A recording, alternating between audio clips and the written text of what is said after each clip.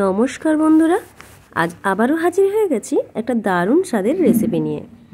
এখন কিন্তু বাজারে প্রচুর বাঁধাকপি পাওয়া যাচ্ছে, আর সেই শীতের মতো আর বাঁধাকপি কিন্তু খেতে অতটা ভালো লাগে না। তাই আজকের বাঁধাকপিটা রান্না করব মাছের মাথা দিয়ে। আর কি স্পেশাল ভাজা মশলা এতে দিচ্ছি সেটাই দেখার জন্য আজকের ভিডিওটা পুরো দেখতে থাকুন। আশা করছি অনেক ভালো লাগবে। একদম অনুষ্ঠান বাড়ির মতো স্পেশাল ভাজা মশলায় আজকের বাঁধাকপিটা রান্না করছি। তো প্রথমেই আমি মাছের মাথাগুলোকে একটু ভেজে নেব। তার জন্য কড়াই বেশ অনেকটা পরিমাণে তেল দিয়েছি, আর এখানে আমি একটা বড় সাইজের রুই মাছ দুচালা করে কেটে নিয়েছি তার মাথাগুলো। তো প্রথমেই মাছগুলোকে লবণ হলুদ মাখিয়ে ভালো করে ভেজে নেব। তবে মাছটাকে কিন্তু একটু বেশি কড়া করেই ভাজতে হবে। মাছ যত বেশি কড়া করে ভাজা হবে ততই কিন্তু তরকারির টেস্ট দ্বিগুণ হবে। তো আগে আমি মাছগুলোকে খুব সুন্দর করে ভেজে নিচ্ছি। দেখুন মাছের মাথা কিন্তু খুব সুন্দর উল্টো পাল্টে ভালো করে ভেজে নিয়েছি। তো এবারে আমি মাছের মাথাগুলোকে একটু তুলে নিচ্ছি। মাছের মাথাগুলোকে খুব ভালো করে ভেজে তুলে নিয়েছি। এবার কড়াই অনেকটা পরিমাণেই তেল আছে, তো আমি আলাদা করে আর তেল দিচ্ছি না। সেই তেলের মধ্যেই একটু ফোড়ন দিয়ে দিচ্ছি, গোটা জিরে, দুটো তেজপাতা, একটু গোটা গরম মশলা আর একটু শুকনো লঙ্কা। ফোড়নটা দিয়ে ভালো করে একটু ভাজা করে নেব।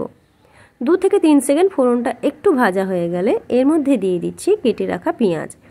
যেহেতু আমি অল্প পরিমাণে তরকারি করছি, আমি পেঁয়াজটা একটা পেঁয়াজই দিয়েছি। তরকারি পরিমাণ বেশি হলে আপনারা পেঁয়াজটাও একটু বেশি পরিমাণে বাড়িয়ে দেবেন। তো আমি এখানে একটা পেঁয়াজ ভালো করে কুচি করে নিয়েছি, তো সেটাকে একটু লাল করে ভেজে নেব।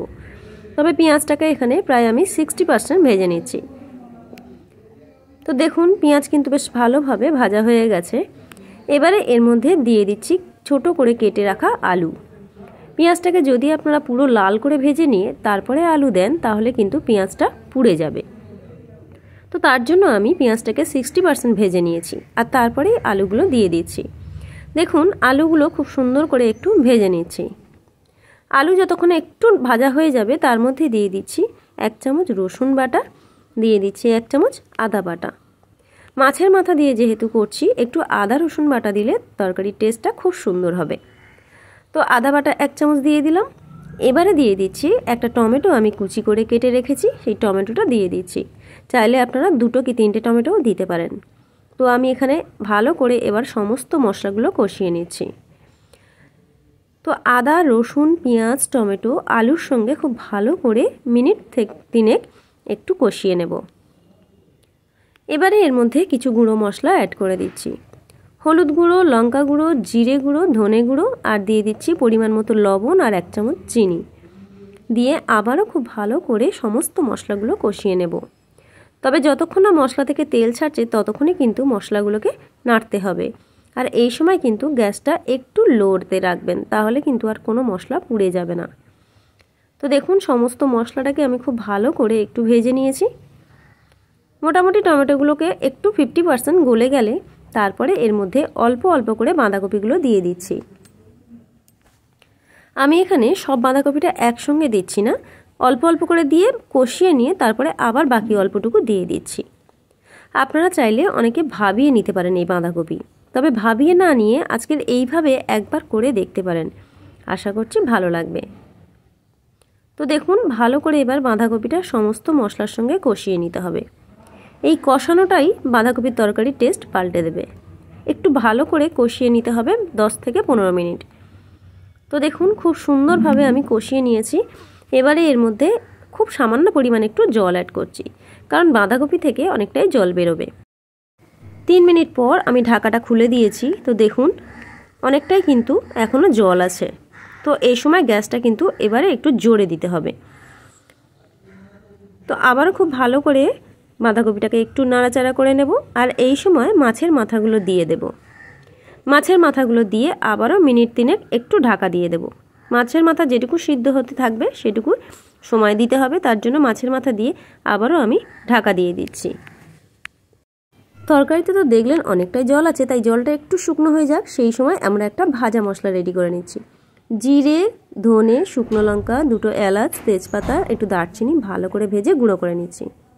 আর এদিকে দেখুন ঝোলটাও অনেকটা শুকনো হয়ে গেছে। এই সময় আমি 2টো চেরা কাঁচা লঙ্কা দিয়ে দিচ্ছি। আর এদিকে দেখুন ঢাকা খুলে দিয়েছি, জলটাও অনেকটা শুকনো হয়ে গেছে। আর এবারে মাছের মাথাগুলোকে একটু ভেঙে ভেঙে দিতে হবে, তাহলে নাড়তে সুবিধা হবে। তো ভালো করে নেড়ে দেওয়ার পর এই স্টেজে এসে ওই ভাজা মশলাটা 2 চামচ দিয়ে দিচ্ছি, আর দিয়ে দিচ্ছি 1 চামচ পরিমাণ ঘি। এই ঘি দিলে তার একটা আলাদা টেস্ট হয়, খুব সুন্দর একটা ফ্লেভার আসে, খেতেও দুর্দান্ত হয়। তো দেখুন তরকারি কিন্তু অনেকটাই রেডি হয়ে এসেছে। এবারে শুধু ভালো করে নাড়ার পালা। এই লাস্ট পর্যায়ে এসে তরকারিটাকে কিন্তু বেশ ভালো করে নাড়তে হবে, আর এই সময় গ্যাসটাকে মিডিয়াম টু লোতে রাখতে হবে। তো তরকারি কিন্তু আমার একদম রেডি হয়ে গেছে। তো এবার এটাকে আমি একটু নামিয়ে নিচ্ছি। চাইলে এই সময় আপনারা একটু ধনেপাতা কুচি দিতে পারেন, আর মটরশুঁটি থাকলে মটরশুঁটিও দিয়ে দিতে পারেন। তো কেমন লাগলো আজকের এই বাঁধাকপির রেসিপি অবশ্যই কিন্তু কমেন্টস করে জানাবেন। আজকের ভিডিওটা ভালো লাগলে একটু লাইক, কমেন্ট, সাবস্ক্রাইব করে আমার পাশে থাকার অনুরোধ রইল। যারা নতুন দেখছেন তাদেরকে অনুরোধ করছি আমার চ্যানেলটিকে একটু সাবস্ক্রাইব করে দেবেন, আর যারা পুরনো বন্ধু অলরেডি সাবস্ক্রাইব করে দিয়েছেন তাদেরকে তো অসংখ্য ধন্যবাদ জানাচ্ছি। আর নিত্য নতুন রেসিপি দেখার জন্য আজই কিন্তু সহেলির রান্নাবান্না চ্যানেলটিকে সাবস্ক্রাইব করে নেবেন।